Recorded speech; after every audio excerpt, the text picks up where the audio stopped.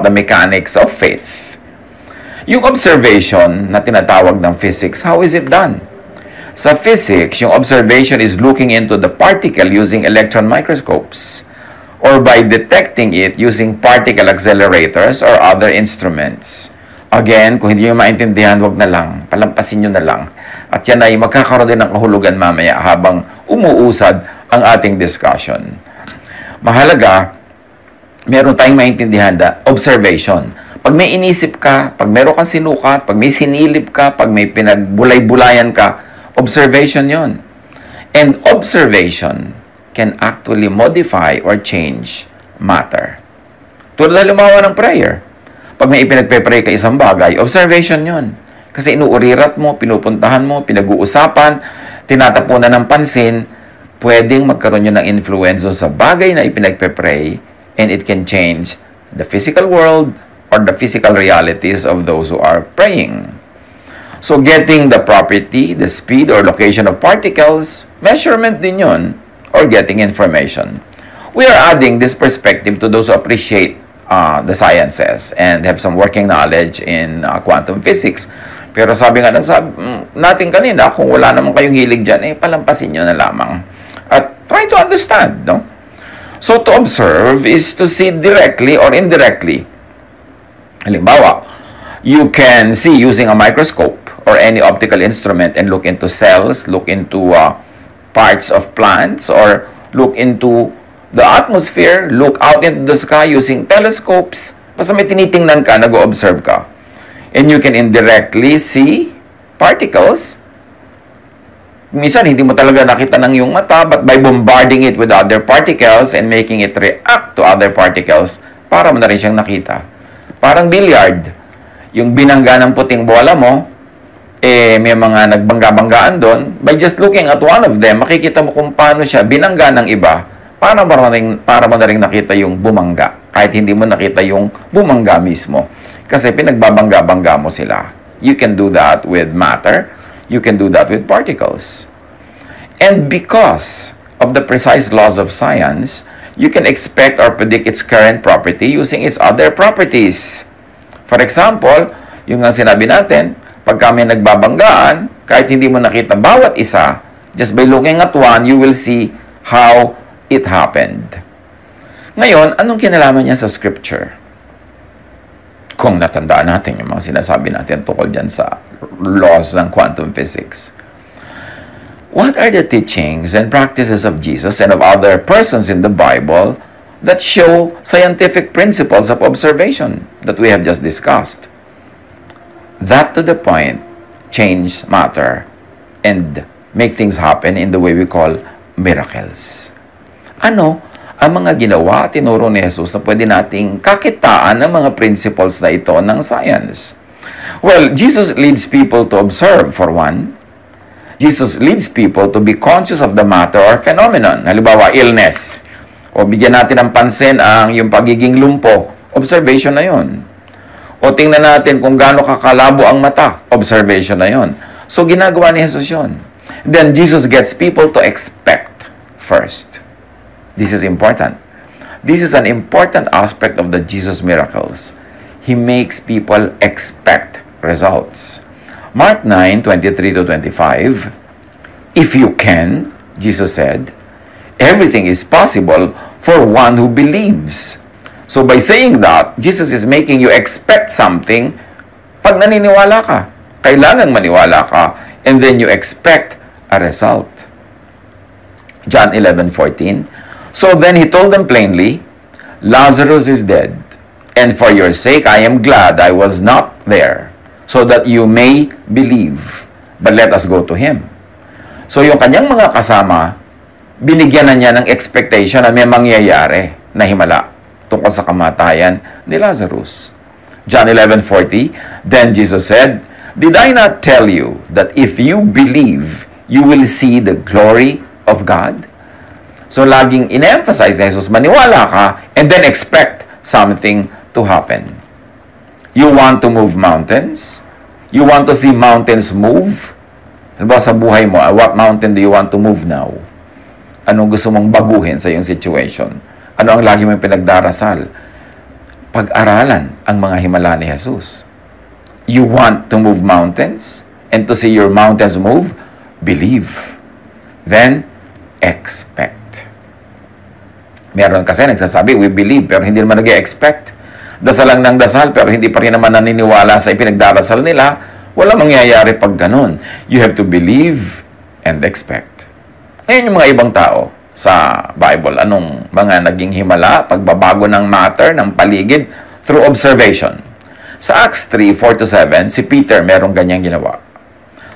Merong humihingi sa kanya ng limos, papasok siya sa templo. Peter looked straight at him, as did John. Then Peter said, "Look at us." So the man gave them his attention, expecting to get something from them. O formula yan ng miracle. Pinataas ni Peter ang expectation. Sabi niya, "Look at us. Believe in us." And then the man gave them his undivided attention, expecting to get something. Then Peter said, "Yang inaasam mo, hindi yan na ibibigay ko sa iyo. Silver and gold, I do not have. But what I do have, I give you. In the name of Jesus Christ of Nazareth, walk." Taking him by the right hand, he helped him up, and instantly the man's feet and ankles became strong. So una, naniwala yung tao na ito kila Pedro, tapos nag-expect siya, at pagkatapos nag-cooperate siya, nung siya ay pinapatayo, tumayo naman siya, hindi siya kumontra, at gumaling. But remember, yung paggaling came later. Naniwala muna siya, nag-cooperate muna siya, iniabot din niya ang kanyang kamay, at nag-akma din siyang tatayo, tapos dun pa lang siya gumaling. Hindi siya gumaling muna bago niya gawin yung lahat ng yon. Naniwala muna siya, nag-expect, and he acted according to that faith and expectation. So you want to move mountains, you want to see your mountains move, believe, expect, and go with the flow. Do not resist. Huwag kang kokontra. Kasi kailangan merong unity in spirit. As we have said, faith moves mountains. At sabi ni Jesus sa Matthew 17:20, doon sa mga nagtatanong, ba't hindi po namin magawa ang gusto namin gawin? Walang himala na lumalabas. Sumagot siya, dahil sa maliit ang inyong pananampalataya. Tandaan ninyo, kung kayo'y may pananampalataya sa Diyos na sinlaki ng buto ng mustasa, ang liit nun buto ng mustasa, parang ulo lang ng aspile. Maaari ninyong sabihin sa bundok na ito, lumipat ka ron, at ito'y lilipat nga. Tunay na walang bagay na hindi ninyo magagawa. So either si Jesus ay nambobola, nagsisinungaling, o nagsasabi ng totoo. And of course, we like to believe na nagsasabi siya ng totoo, hindi siya nambobola o nagsisinungaling. Talagang walang imposible sa naniniwala. So pag kung imposible, ibig sabihin, hindi ka lang kasi naniniwala, hindi ka nag-expect. Hindi ka nag-o-observe enough and you don't believe enough in your observation that you are not able to change matter. That you are not able to change your environment. You are not able to make things happen according to how you want them to happen in your life. Faith, which is really thought, which is actual to the observation in physics, faith, thought, observation affects and changes the form, the composition, and location of matter.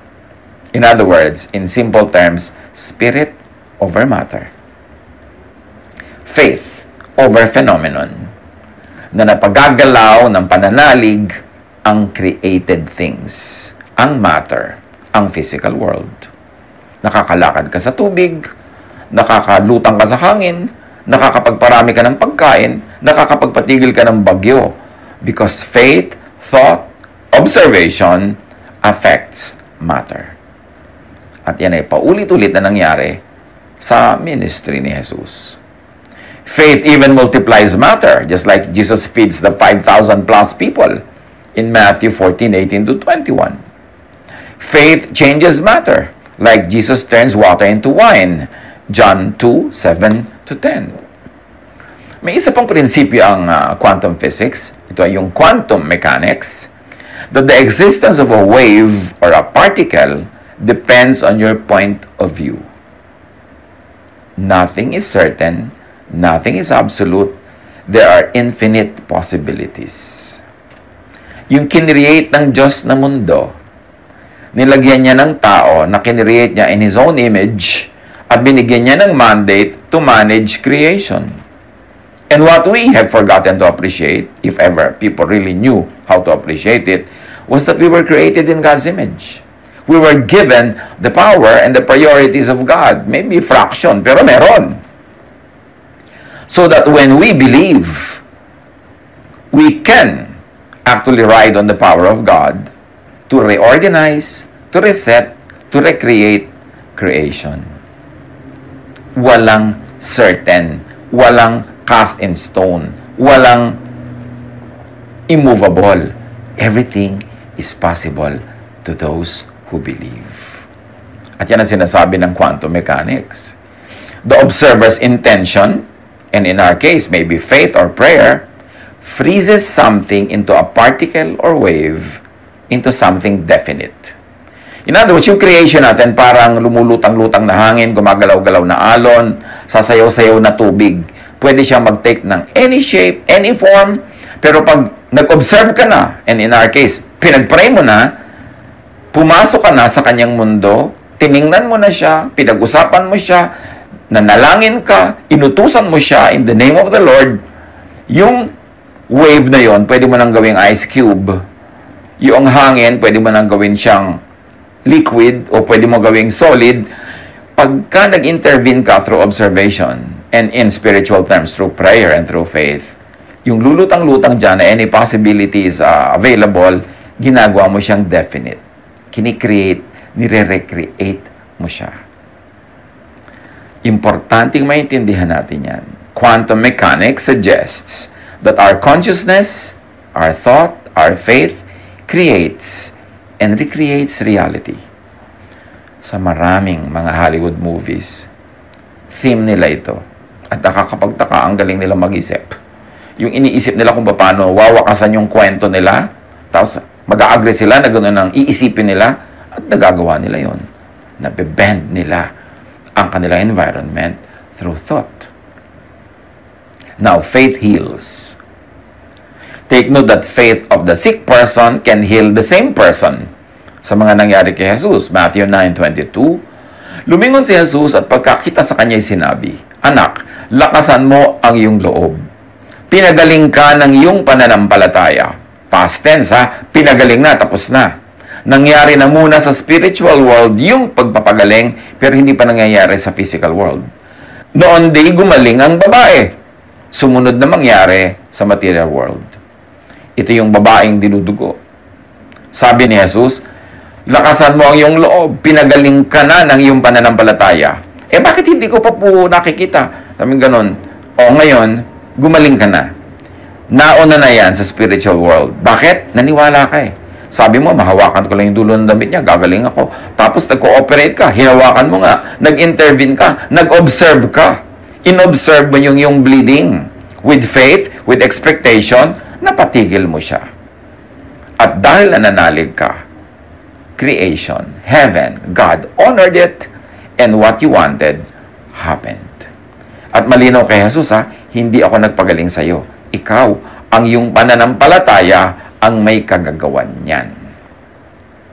Mark 10:52, sinabi ni Jesus, makakaalis ka na. Magaling ka na dahil sa iyong pananampalataya. Noon di nakakita siyang muli at sumunod kay Jesus. Again, nauna ang declaration ni Jesus, makakaalis ka na, magaling ka na. Dun pa lang nakakita. Matapos na, sabihin ni Jesus na tapos na ito. Tapos na sa spiritual world. Tapos na sa unseen world. And then, nagmanifest sa physical world. At ang ginawa niya, sumunod siya kay Jesus. Sa medical science, meron silang sinasabi na placebo effect. A placebo is anything that seems to be a real medical treatment, but physically isn't.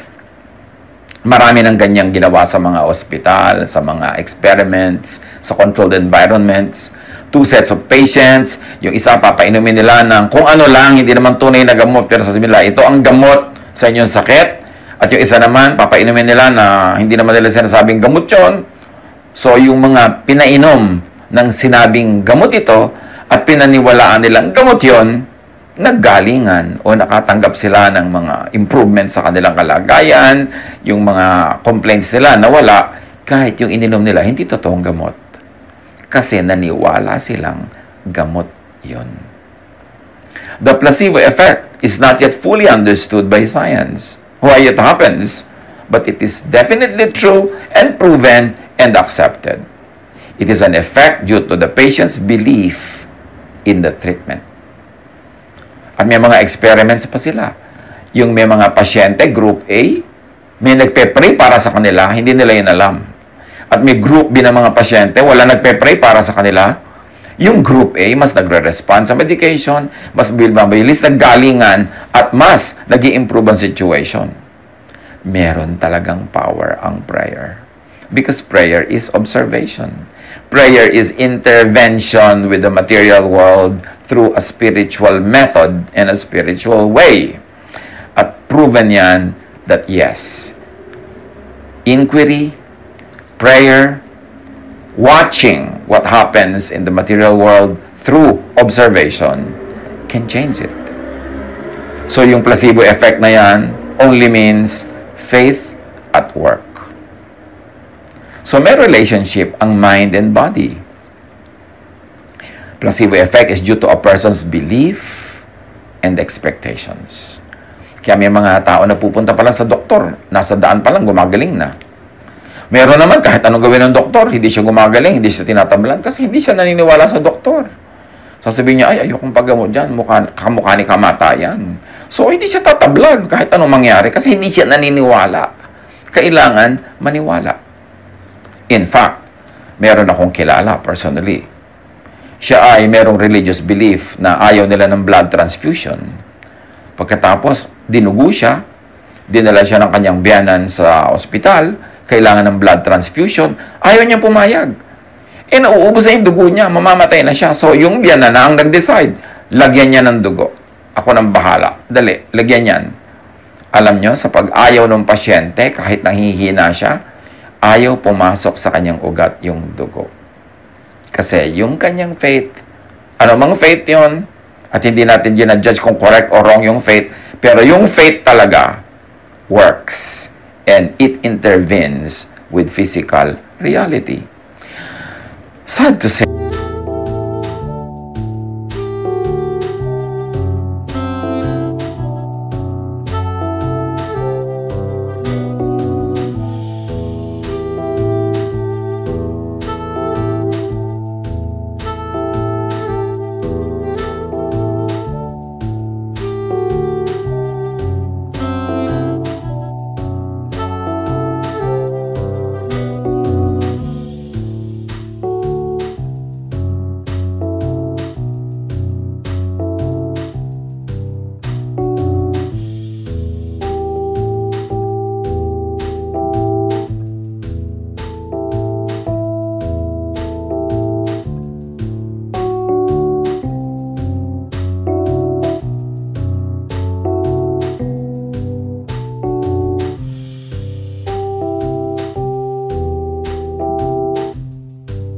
That patient died.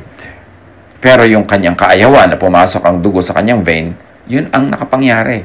Ganon kalakas yung faith niya. Nanaig kesa sa laws of physical sciences, kesa sa laws of osmosis, kesa sa laws of medical blood transfusion. Expectation, faith, reorders the physical world. Pag naintindihan natin ito, magiging very powerful ang ating prayer life. Hindi magiging parang useless exercises. Mangyayari talaga ang gusto natin mangyari.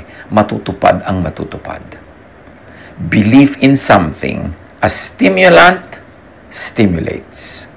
Belief in something as relaxant relaxes. May mga experiments niyan. Sa medicine, sa therapy. Pag sinabi mong, ito pong ipapaamoy ko sa inyo, nakakaantok. Inaantok na pag naniwala siya. Ito pong papaamoy ko sa inyo, pampasigla. Pero kahit yung pala, pareho lang na tubig lang yon. Pero pag naniwala siyang pampasigla yon, sisigla nga. Yan ang placebo effect. Hindi ibig sabihin useless, hindi ibig sabihin fake. Ibig sabihin lang, yung paniniwala achieves something. And the stronger the expectation, the stronger the feeling, the stronger the results. Kaya kung minsan yung nakakapanood tayo na kung minsan televised pa yung mga healing session na paniwalang-paniwala yung mga tao, pipila sila na mahihil. Nahihil nga. Kaya lang, sabi ng iba, bukas bumabalik din. Siguro nawala uli yung pananampalataya nila. Siguro nang hina o whatever it is. Pero meron talaga nangyayari pag naniniwala ang tao. Faith heals. And note that faith of the sick person heals. But also the sick person's father or mother or master or keeper can intervene. The faith of other interested persons can also intervene. In other words, this is the intercession of a stakeholder. Na ang nag-observe, hindi yung pasyente, kundi somebody na merong kinalaman sa pasyente. In quantum physics, there is a law called entanglement. Ibig sabihin, this is a property of quantum physics where and by which a particle or anything is affected by affecting just its pair. Pagka mayroong dalawang particles na closely associated, matagal na nagkasama, nag-ikutan, nagkiskisan, marami silang mga pinagsamahan na particles, minsan nagiging silang pair. And they are already pair forever. Kahit magkalayo pa uli sila, napunta yung isa sa kabilang mundo at yung isa nandito sa kabilang dulo, what happens to one also affects the other. Yun ang tinatawag na pair. Parang pinagbuklod ng posisyon, ng kilos. At sa mga tao may mga pair. Halimbawa, mag-asawa, sobrang emotional involvement nila, pair sila. Kaya kung minsan, nagsasuffer yung isa sa malayong bansa, nararamdaman itong asawa na nandito sa Pilipinas. Sa mga kambal, nagiging pair sila as particles na yung nararamdaman ng isa, nararamdaman din ng kakambal niya kahit hindi sila magkalapit. Nangyayari yan kahit na sa mga magulang at anak. Yung mga anak na nasa gyera tapos humahanap ng napakalaking panganib, biglang nararamdaman ng nanay niya. Kasi pair sila. May entanglement. Yung pair na yan is happening to matter, it's happening to particles, but pwede rin person with person. Or person with something. Kung napaka-attach ka sa isang bagay, pwedeng maging pair kayo, magkaroon kayo ng entanglement. At sa mga miracles ni Jesus, may mga ganyang makikita tayo. Halimbawa in Luke 7:7-10, the master asked Jesus to heal his servant. At nung pupunta na si Jesus sa bahay ng master na ito, sabi ng master, huwag na po, huwag na kayong pumunta, maabala pa kayo. Nananalig ako na kahit dito, mapapagaling niyo ang aking servant. And the man who had been sent returned to the house and found the servant well. So, dahil this master was affected by Jesus, the master also affects the servant long distance. In other words, this master and his servant had become pairs in a way that now, nagkaroon sila ng entanglement na noong tumanggap ng pagpapala ni Jesus itong master na ito, na ipatanggap din niya at nailipat sa kanyang servant na malayo. In Matthew 25:22-28, a Canaanite woman had a sick daughter, dying. And she came to Jesus. At sabi niya, pagalingin niyo po ang anak ko. And to make a long story short, kahit wala doon yung anak niya, verse 28, then Jesus said to her, "Woman, you have great faith. Your request is granted." And her daughter was healed at that moment. The affected mother, by Jesus, affects the daughter long distance. And physics talks about this same thing without connecting the two. Tayo lang nagko-connect na ang tawag dyan ay entanglement. So may entanglement. Pwede ka mag-intercede for somebody you love. Pwede mo siyang ilapit sa Diyos. Pwede mo siya ipag-pray. Kasi pag binless ng Diyos yung prayer mo, maililipat mo yung blessing na yon, whether you know how or you don't know how, doon sa ka-pair mo, doon sa ka-entangle mo, doon sa merong kayong commonality at kayo'y merong pagkakaisa at kayo ay sangkot sa isa't isa. Faith changes the spiritual and material world. Katulad sa Hebrews 11:11, si Sarah na hindi na pwedeng manganak, nanganak pa. Kasi nga, nothing is impossible for those who believe. Mark 11:23, tandaan ninyo ito, sabi ni Jesus, kung kayo'y nananampalataya sa Diyos at hindi kayo nag-aalinlangan, maaari niyong sabihin sa bundok na ito, umalis ka riyan at tumalon ka sa dagat, at ito nga ay mangyayari. Now, pag tinignan natin yung lokal where Jesus was speaking, it was in Israel, it was around many mountains in Israel, at kahit lalo na sa bundok ng Zion, sa Jerusalem, ang layo niyan sa dagat, ang layo. So, dinagdagan pa ni Jesus ng drama yung sinasabi niya. Hindi ka lang susundin ng bundok na tatalon siya dyan lang sa bangin, kahit doon sa malayong dagat. But take note of the quantum physics uncertainty principle. This is another principle of quantum physics, uncertainty. The act of measurement or observation, and in our case, prayer, disrupts the object. Measurement intervenes with and changes the object. Oras na may ipinag-pray ka, may maiiba sa kanya. Oras na may pinansin ka, inilapit ka sa Diyos, pinansin mo ang sakit niya, pinansin mo ang situation niya, dahil may observation kang ginagawa sa kanya, merong mangyayaring pagbabago. The more precisely we know an object's position at the time of measurement, sabi ng physics, the less we know about its whereabouts after the measurement. So, kahit na alam mo kung nasan yung item na yon nung mine-measure mo, pagka-measure mo, hindi mo na malalaman kung saan siya naroon at saan siya pupunta. Kasi yung act mo ng pag-measure, act mo ng pag-observe, act mo ng pakikialam sa kanya, changed that object, changed that matter, changed that particle. So, naalaman mo lang noong ino-observe mo siya. But matapos yun, pupunta siya sa ibang lugar at hindi mo malalaman kung nasan yun. This uncertainty is inherent in the laws of quantum physics. Otherwise, kung hindi ganun yun, you would have a deterministic world which precludes free will. Now, kung mapasok yung free will, you see the interplay of physics, quantum physics, and spirituality as we know it from the Bible, na may free will. Kasi kapag pinag-pray mo ang isang tao, nag-intervene ka sa kanya, pagka meron kayong interaction, merong uncertainty principle that will take effect. Na magkakaroon siya ng pagbabago that is beyond your control and probably will be beyond your knowledge. So, hindi mo pwedeng ma-determine matapos mo makialam sa kanya, matapos kang ma-involve sa kanya, hindi mo pwedeng ma-determine kung anong gagawin niya sa susunod na araw, saan siya nandun sa susunod na taon. At ganun-ganon yung pag-aasawa. Dahil, inobserve mo siya sa pamamagitan ng iyong pansin na pagpapakasal sa kanya. Dahil ipinagpe-pray mo siya. Dahil sumasangkot ka sa kanya, merong nababago sa kanya that is beyond your control. So, hindi mo talaga siya makokontrol.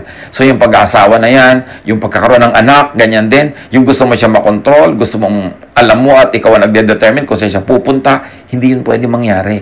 Kaya alam natin na merong free will.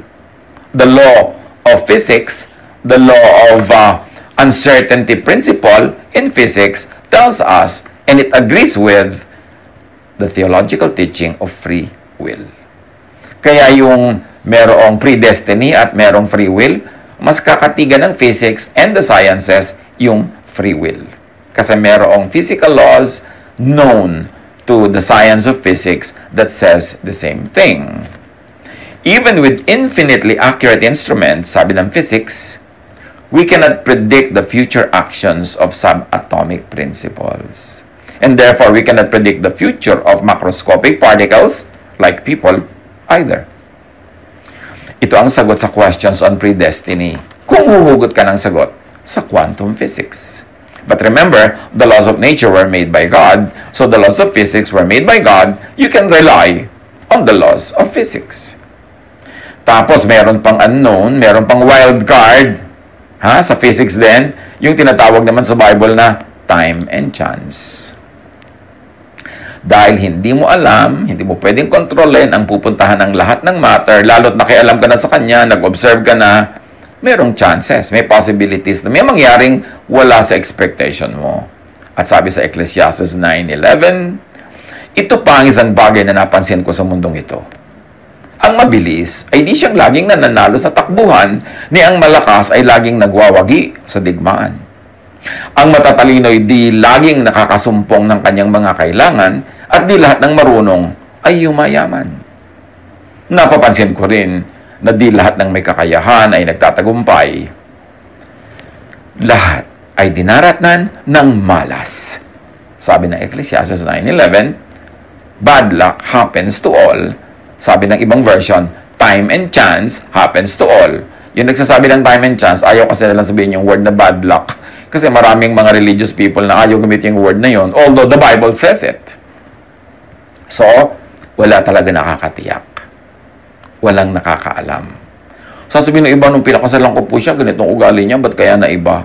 Kasi nga meron namang mga basic laws ang quantum physics na pwedeng mangyari sa ating buhay. May mga pagbabago tulad ng uncertainty principle. It cannot be within your control. So count on the occasional occurrence of bad luck, as we have mentioned above. But generally, believe in the usually fixed laws of nature and science. Part din ito ng law. Konti lang yung bad luck, konti lang yung hindi mo naintindihan ba't nangyari, pero merong ganung possibility. Mag-iwan lang tayo ng space sa buhay natin for such things. At kung uulitin natin yung sabi ni Jesus, nothing is impossible for those who believe. Kung meron kang dapat i-develop, belief, faith. More than scholarship, more than understanding biblical languages, more than understanding the background of the verses, more than the science of hermeneutics, more than all of these scholarships, ang dapat i-develop talaga ng anak ng Diyos is belief. Mark 11:24, kaya sinasabi ko sa inyo, ano man ang hingin ninyo sa inyong panalangin, maniwala kayong natanggap na ninyo ito, past tense natanggap na, at matatanggap nga ninyo yon, future. This is a very important revelation. Na pag naniwala ka, paniwalaan mong natanggap mo na. Pag may pinag-pray ka, pinag-pray mo dapat na natanggap mo na. So dapat nagpapasalamat ka na lang hindi ka na humihingi. Diba sabi nga sa Bible, sabi ni Jesus, huwag kang hingi ng hingi. Your Father knows what you need before you ask Him. Hindi mo kailangan mag-shopping list, maglista ng mga hinihingi. Alam na yun ng Diyos. Why inform God about what you need and what you want? Pero sa prayer mo, dapat ang nangyayari is, naniniwala ka na natanggap mo na yung pinagpe-pray mo. At pag naniwala ka na, matatanggap mo na yon. Pero ang nauuna, naniniwala kang natanggap. Paano naniniwalang natanggap ang pinag-pray? Halimbawa, nagpe-pray ka na magkaroon ka ng pera. Paano ka maniniwalang natanggap mo na? Di kahit hindi pa dumadating yung pera na yon, generous ka na sa iba. Mapagbigay ka na sa iba. Hindi ka na nagwo-worry about your next expenses kasi pinaniwalaan mo nang tinanggap mo na. At pag napaniwalaan mo na yon, dun pa lang darating yung tunay na pera sa buhay mo. Pero pag hindi ka muna naunang naniwala at hindi ka nag-behave as if naniniwala ka nga at hindi ka kumilos bilang isang naniniwala, hindi ka darating sa point na darating yung hinihingi mo. Halimbawa, yung babaeng widow na pinuntahan ng prophet, walang pagkain, merong taggutom, ang natira na lang sa kanya, konting langis, konting harina. Sabi ng prophet, unahin mo ako, pakanin mo ako, at hindi ka mauubusan yung harina mo. Alam niyo kung ba't hindi naubusan yung babae? Kasi naniwala siya sa prophet. At paano natin nalamang naniwala siya? Yung huli niyang harina, yung huli niyang langis, niluto niya, ginawa niyang tinapay at ibinigay sa prophet. Yun ang naniniwala. Pero yung nagsasabing, ay, paano yan? Mauubusan kami at sa lagay, bibigay ko sa kanya, dinawalan na kami, wag na, amin na lang to ng anak ko. Tapos sinolo nila, bukas wala na, namatay na sila sa gutom. Kasi hindi talaga sila naniwala. Okay, naniniwala kang pagagaling ka ng Diyos? Nasaan ang kilos mo na pinagaling ka na? Nasaan yung kilos mo na ibinigay na sa yung kailangan mo? Ipinagpe-pray mo sa Diyos na magkaroon ka ng asawa? Nasaan yung kilos mo na binigyan ka na? Inireserba mo na ba ang sarili mo? O ipinamimigay mo kahit kaninong unang dumaan?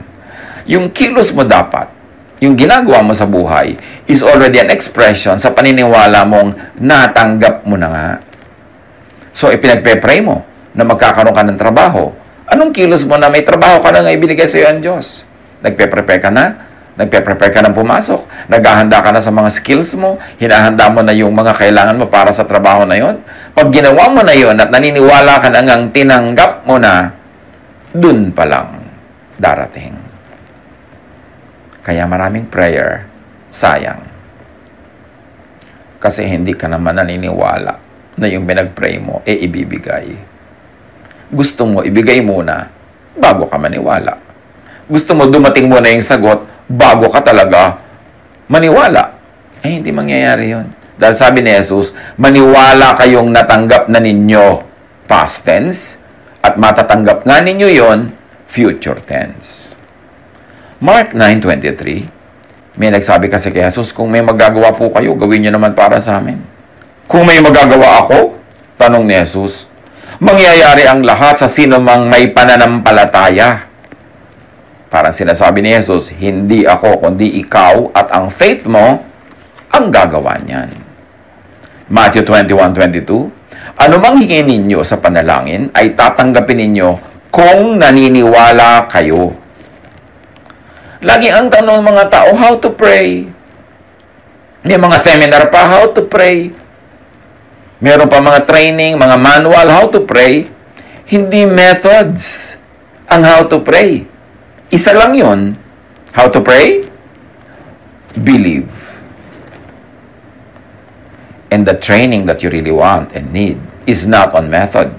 It is on belief. Huwag kang mag-train ng how to pray, how to project your voice, how to do this, how to do that, anong gagawing language, anong posture. No. Trainin mo ang espiritu mong manalig. Kasi pag nananalig ka, hindi mo na kailangan mag-pray with words. Kasi yung tunay na prayer, hindi with words, with imagination, with feeling. Nagpe-pray ka na pagagalingin ka, ang umaandar na sa iyong utak, ang nai-imagine mo na at nararamdaman mo na talaga is galing ka na. Dahil naniwala kang tinanggap mo na. At pag nakarating ka sa ganong stage ng paniniwala, na tinanggap mo nga ang hinihiling mo, dun mo pa lang talaga matatanggap. Faith muna, belief muna, angkinin mo na muna, believe that you have received it, and then after believing that, and living your belief, living it out, then you will receive it. Nothing is impossible for those who think and believe, for those who are conscious, and if we're going to use the terms of quantum physics, nothing is impossible for those who observe, those who pray, those who believe. Training should not be on method of prayer, but on observing, on pakikisangkot sa particle, sa bagay, sa idea, sa phenomenon na ipinagpe-pray. Is prayer an act of observing? An academic question. In extension, yes. To extend the laws of quantum physics. Because praying is like measuring. You are trying to get the information you want, or for an event.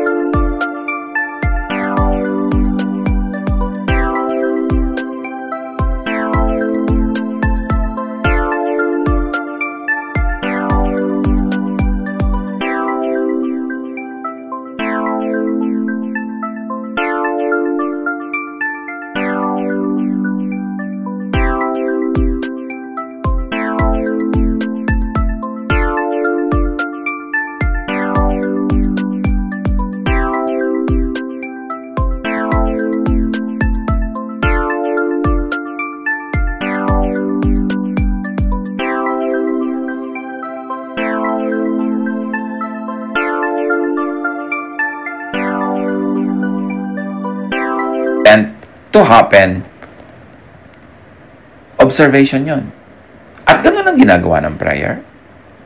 Praying is like predicting or expecting an outcome. Ganun talaga yon. Kaya sabi, di ba, ipagpasalamat mo na, natanggap mo na. Kasi ang prayer, hindi lang umaasa. No!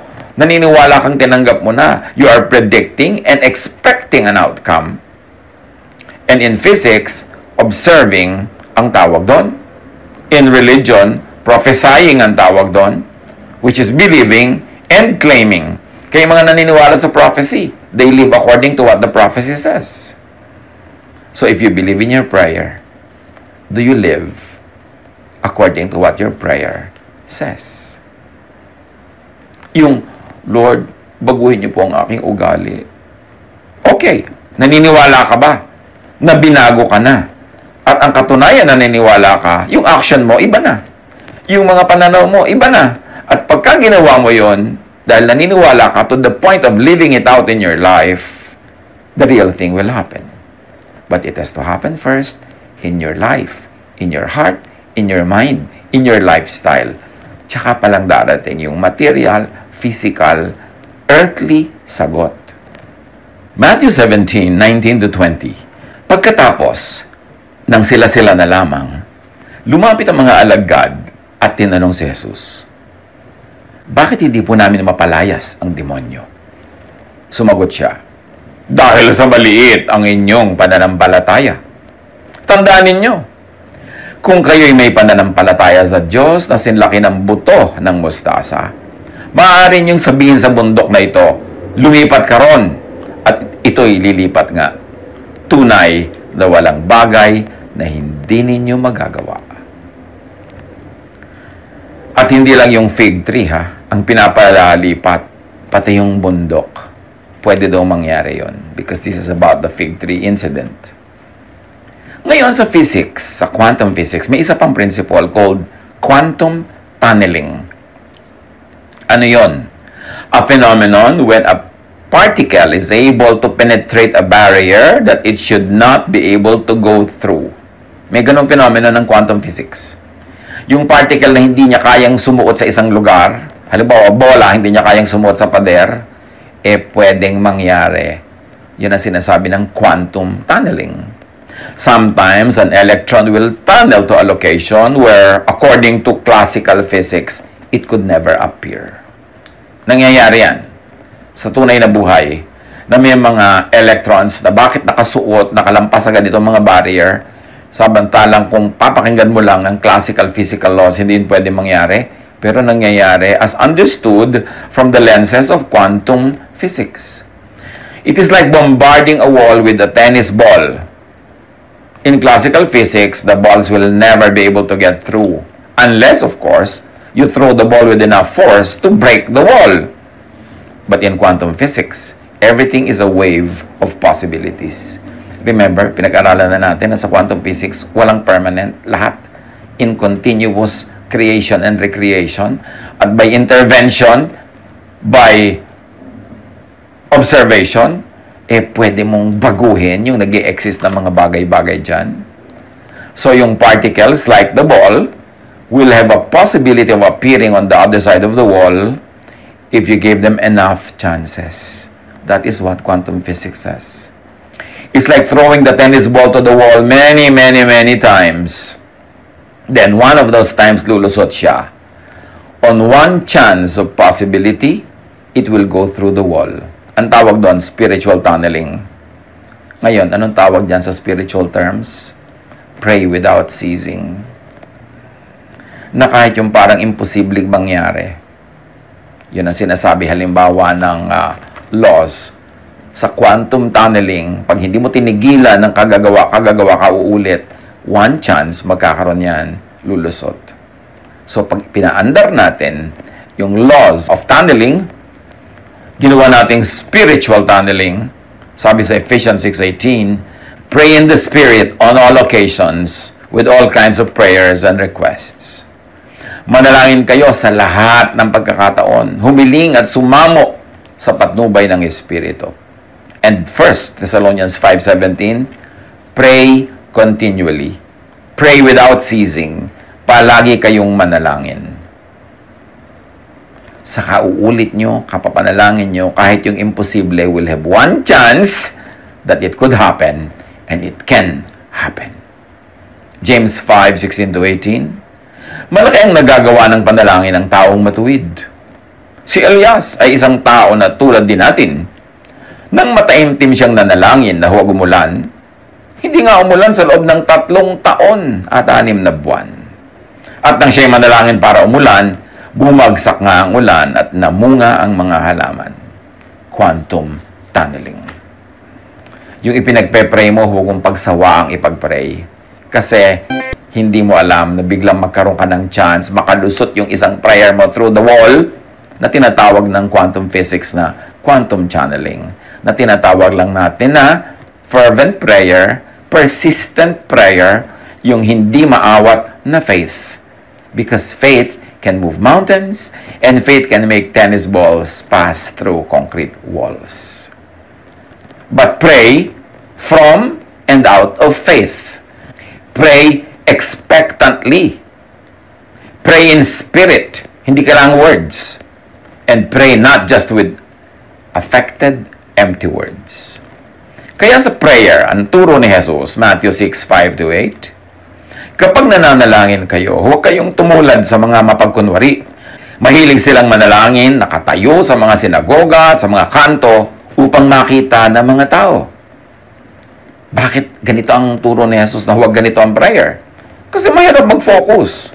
Mahirap manalig, mahirap maniwala, mahirap mag-expect, at mahirap mag-tunneling kung meron kang audience na iniintindi, kung tinitingnan mo pa yung volume ng boses mo sa panalangin, anong vocabulary mo, anong words ang gagamitin mo, paano mo sasabihin ng maganda para ma-impress sa mga tao o para maintindihan nila paano ka magfa-focus sa faith mo.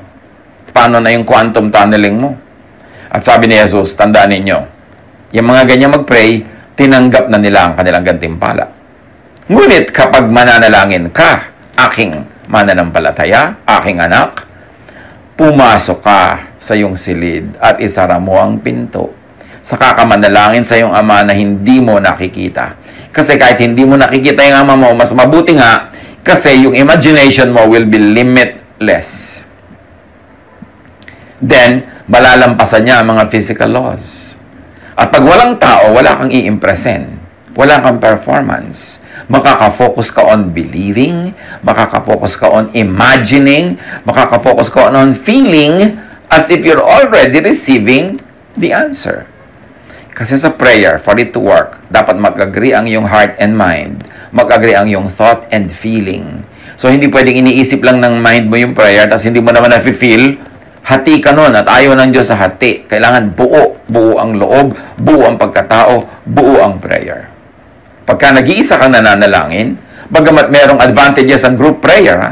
Lalo kung nagkakaisa talaga kayo, nagkakaintindihan kayo, walang impression na gusto mong gawin, walang pasikatan, walang controlling of others, napaka-effective din ang group prayer. Pero sabi ni Jesus, kung talagang gusto mo ng very effective prayer, pray alone, in private, where you could be alone with God. Because you could observe, you could focus, you could concentrate. You could do quantum tunneling. You can train energetic, bombarding thought on your subject. Hindi ka sabog. Hindi ka kailangan makinig sa prayer ng iba tapos hindi mo maintindihan, may kulang-kulang na words ka naiintindihan, hindi mo maintindihan yung pronunciation niya, minsan na-offend ka pa, minsan natatawa pa yung iba pag may maling nadinig na word.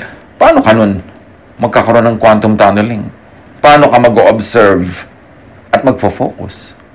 At sa patuloy ni Jesus, then your Father who sees what is done in secret, meaning focused, will reward you. Meaning your expectation will be materialized. At ang iyong ama na nakakakita ng ginagawa mo ng lihim, ang siyang magbibigay sa iyo ng gantimpala. Sa pananalangin ninyo, huwag kayong gagamit ng maraming salitang walang kabuluhan. Gaya ng ginagawa ng mga hentil. Ang akala nila'y papakinggan sila ng Diyos dahil sa haba ng kanilang mga sinasabi. So words, especially when spoken to be heard by others, could actually become hindrances. Abala, sagabal sa tunay na pakikipagtalastasan sa Diyos. Sabi ni Jesus, huwag ninyo silang tularan. Alam na ng inyong Ama na nasa langit ang inyong kailangan bago pa ninyo ito hingin sa Kanya. Pero may mga prayer meeting, nakalista pa sa board yung mga hihilingin. May naka-assign pa sinong hihiling nito, sino mag-o-open, sino magko-close. Inimbento lang yan ng mga tao, pero hindi ganyan ang prayer na itinuro ni Jesus. Prayer is not to inform, but to create and to recreate. And for that to happen, there must be fervent focus. There must be utmost and complete attention to what you are doing so you can observe, you can intervene, you can recreate creation. Group prayer could also be effective, but only when all those who are present pray as one and when they totally agree. Matthew 18:19, tandaan din ninyo, kung ang dalawa sa inyo ay nagkaisa dito sa lupa sa paghingi ng anuman, ito ipagkakalob sa inyo ng aking Ama na nasa langit. So when two agree, God will give it. But two does not always have to mean two distinct persons. Well, it can really mean that, pero hindi limited doon ang meaning. Two here could be one person's heart and mind, feelings and thought. Yung tao, parang two, yan eh. Meron kang puso at isip. May nadarama ka at meron kang iniisip. Kaya dapat agree yun. When your feelings and your thought, when your heart and your mind agree, buo ka, isa ka lang, magaganap ang iyong pinaniniwalaan at hinihiling. True, powerful, effective faith and prayer that moves mountains come from one heart and mind, one feelings and one thought. Kaya dapat faith mo buo. Kung may kasama ka, iba yung paniniwala niya, hati na kayo, wala na kayo ma-achieve. At kahit nag-iisa ka, hindi ka naniniwala sa sinasabi mo, hindi ka naman talaga nag-expect sa ipinagpe-pray mo, hati ka rin, don't expect that it will happen. James 1:6-8, subalit ang humihingi ay dapat magtiwala sa Diyos at huwag mag-alinlangan. Sapagkat ang nag-aalinlangan ay parang alon sa dagat na itinataboy ng hangin kahit saan. Huwag umasang tatanggap ng anuman mula sa Panginoon ang taong pabago-bago ang isip at di alam kung ano talaga ang nais niya. How could you quantum tunnel? How could you focus and keep on hitting that wall with the same ball kung hati ang iyong loob? Faith, thought, observation alters created things, recreates created things, transcends, bends, overrides, remakes natural law. Yes, may natural law. At habang kaya mo, up to what is possible, observe and submit to natural law. But you are not limited to and by natural law. Kasi meron ding, ngayon ay ibinubunyag ang quantum physics na matagal lang itinuturo ni Jesus, faith can move mountains. Faith can override natural law. Pero, unless you really have the conviction to override natural law, it is simpler and easier to just abide by it. Pero kung talagang kailangan ma-override yan, and then, i-override mo siya. But through what? Through tunneling, through observation, through prayer of faith para tumalab. As first choice, as automatic fallback, as to be more certain, observe natural law. But when able, when empowered by great faith, change, modify, reorder the physical world by, with faith, prayer, and expectation. Because God says, and then the physical world complies. God said, let there be light, nagkakalight. Jesus rebukes the wind and the waves, tumitigil. Si Pedro, sabi niya kay Jesus, papaglakarin niyo po ako sa tubig, gusto kong pumunta sa inyo. Sabi niya, halika. At naglakad siya sa tubig. Kasi naniwala siya. At kailan siya hindi lumubog? Nung tumungtong na siya. Hindi yung sinabi niyang, i-prove niyo muna na hindi ako lulubog bago ko tumungtong. Tumungtong siya, at saka siya hindi lumubog. And Jesus says to us, to His disciples, believe, then command this mountain, and it will comply. John 11:39-40. Alisin niyo ang bato, utos ni Jesus, dahil bubuksan yung libingan para pabangunin niya at buhayin si Lazarus. Ngunit si Martha, na kapatid ng namatay, ay sumagot, Panginoon, nangangamoy na po siya ngayon. 4 na araw na siyang patay. Sinabi ni Jesus, hindi ba't sinabi ko sa iyo na kung sasampalataya ka, ay makikita mo ang kaluwalhatian ng Diyos? So pag sinabi mong, yes, naniniwala ako, Lord, buhayin mo po ang aking kapatid, buhayin mo ang aking kapatid, buhayin mo ang aking kapatid, tapos nung bubuksan na yung bato, tinatakpan mo yung ilong mo dahil maaamoy mo yung baho, hindi ka naman naniniwala, nabubuhayin, kasi meron man naman buhay na mabaho. Pag nagtakip ka ng iyong ilong, o sinabi mo, huwag nating buksan kasi aalingasaw, hindi ka naniniwala sa sarili mong prayer. Yan ang sinasabi natin kanina pa. Kung talaga naniniwala ka, you will live and act it out in your practical life. Your faith will be displayed by your actions, by your lifestyle. Yung naniniwala ka na magpo-provide ang Diyos, mabait ang Diyos, pray ka ng pray na mag-provide sa'yo, tapos ang damot-damot mo para siguradong meron ka, hindi ka naniniwala sa prayer mo. Naniniwala ka, Lord, provide niyo po kami ng needs namin, bigyan niyo kami ng mga pangangailangan namin. Therefore, sa action mo, hindi ka na madamot, palabigay ka, kahit hindi pa dumadating